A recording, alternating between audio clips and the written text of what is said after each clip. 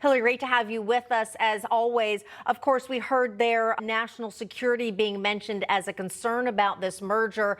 But I look at it thinking, well, aren't these just two private companies deciding to do business together? Does it really warrant a hearing such as this in Washington? Well, great to be back with you again, Katrina and Bob.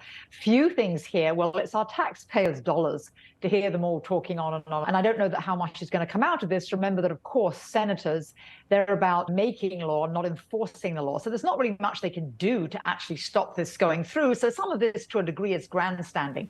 But some of the issues at hand are important to our nation, actually, and to this game that does embody a lot, obviously, of American values, not that golf originated here, but this is viewed very American, the PGA of America, of course. As Senator Blumenthal did say, it is representative of American values in terms of role modeling. So what are really the major issues here?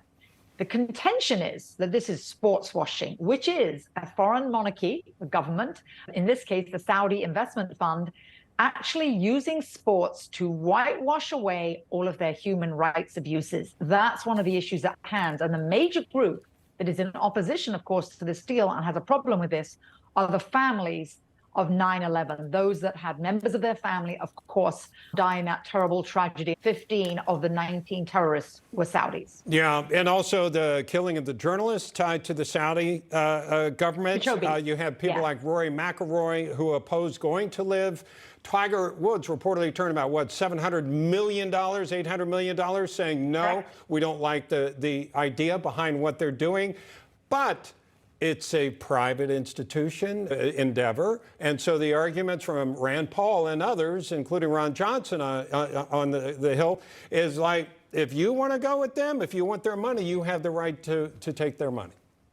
You're absolutely correct, because Ron Johnson, of course, has a former business background. He's a Republican. And basically, he's saying he views it, and that's the opposing side, yes, that, of course, this could grow the game. And his view, and his closing remarks included, this could be a bridge between Saudi Arabia and the U.S. So there is a way of looking at this. And by the way, one fact and statistic that nobody raised during this hearing, and no one talks about much, you can literally look at the number of terrorists in a country is diametrically opposed to golf.